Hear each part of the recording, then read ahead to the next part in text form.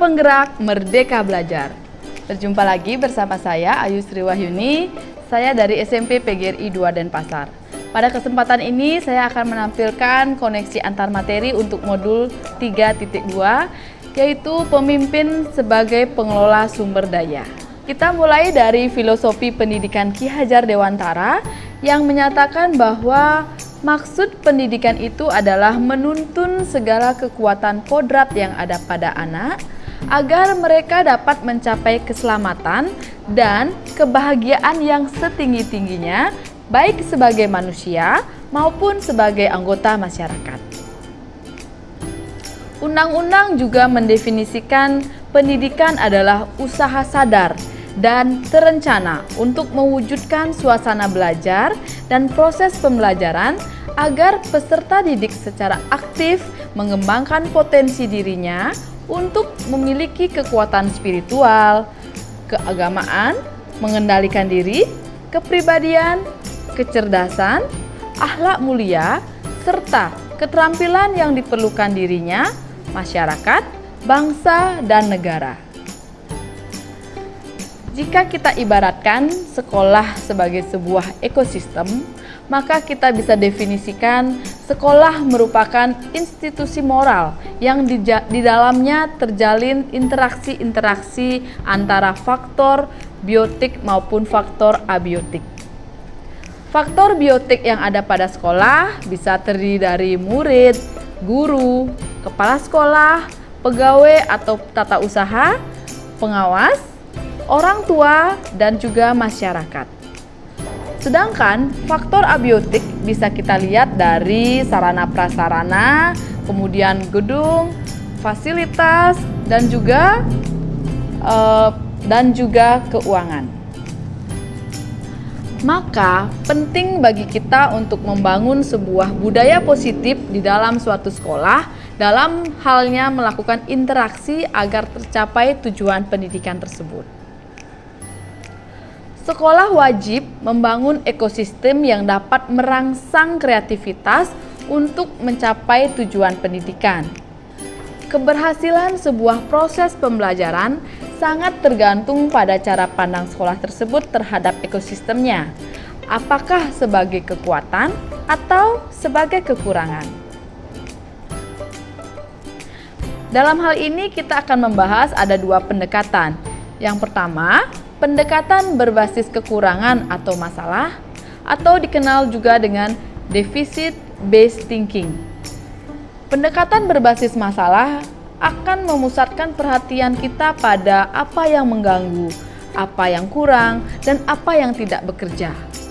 Segala sesuatunya akan dilihat dengan cara pandang yang negatif.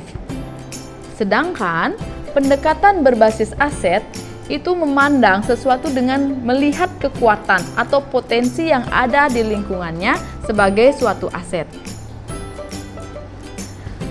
Sekolah yang memandang semua yang dimiliki adalah sesuatu kekuatan tidak akan berfokus pada kekurangan, tapi berupaya pada pemanfaatan aset yang dimiliki. Selanjutnya, jika kita ibaratkan sekolah itu sebuah komunitas, maka dalam pengelolaannya kita bisa menerapkan pendekatan asset based community development atau pengembangan komunitas berbasis aset. Pengembangan komunitas berbasis aset adalah bagaimana suatu proses yang menekankan dan mendorong komunitas untuk dapat memberdayakan aset yang dimilikinya serta membangun keterkaitan dari aset-aset tersebut agar menjadi lebih berdaya guna. Sekolah harus dibangun dengan melihat berbagai kekuatan, potensi, dan tantangan. Kita harus fokus pada pembangunan sumber daya yang tersedia, kapasitasnya yang kita miliki, serta kekuatan dan aspirasi yang sudah ada. Kekuatan sekolah berbanding lurus dengan tingkat keberagaman, keinginan unsur yang ada di dalamnya, serta aset yang sudah ada untuk menjadi sekolah yang lebih baik. Nah, Langkah awal yang dimiliki oleh seorang pemimpin adalah mengidentifikasi aset-aset yang dimiliki oleh sekolahnya dalam hal untuk melakukan sebuah perubahan. Secara umum kita bisa membedakan atau mengelompokkan aset sekolah tersebut menjadi 7 jenis, yaitu kita bisa lihat dari modal manusia, kemudian modal sosial, modal fisik, modal lingkungan, modal finansial, modal politik, dan modal agama dan budaya. Dalam penerapannya dalam suatu komunitas atau sekolah, kita bisa menggunakan salah satu model inquiry apresiatif. Salah satu model inquiry apresiatif yang dapat digunakan oleh seorang pemimpin sebagai pengelola sumber daya adalah Bagja. Bagja itu dia mulai dengan B, yaitu membuat pertanyaan, kemudian A, ambil pelajaran, G, gali mimpi, J, jabarkan rencana, dan A, atur eksekusi. Model Bagja ini dilakukan dengan memulai prakarsa perubahan, yaitu melihat sisi positif atau kekuatan atau aset yang ada pada sekolah tersebut, sehingga menguatkan individu dan semangat gotong royong, mendorong penjumpaan multi unsur, dan meningkatkan kualitas layanan pendidikan di sekolah yang berpihak pada murid.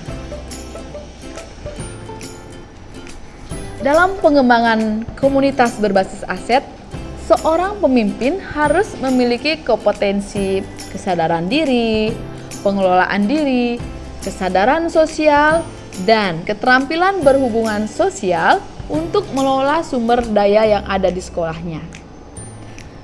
Titik awal perubahan adalah mulai dari perubahan pola pikir atau mindset dan sikap yang positif.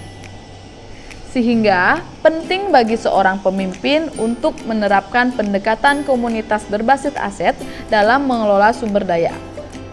Dengan mempertimbangkan kekuatan yang kita miliki, kita menjadi lebih mudah dalam menentukan strategi yang tepat dalam memaksimalkan pemanfaatan potensi tersebut.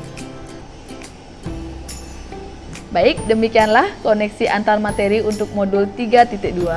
Semoga bermanfaat bagi kita semua. Terima kasih sudah menyaksikan video saya. Sampai jumpa pada modul berikutnya.